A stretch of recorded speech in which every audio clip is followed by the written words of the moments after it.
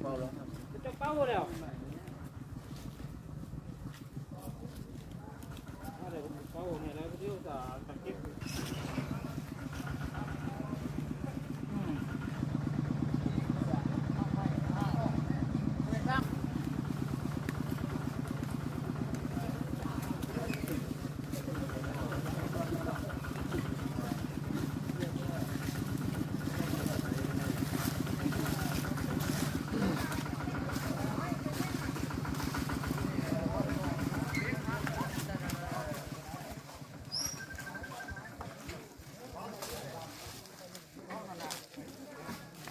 เอามาลงลุ่มเลยนะ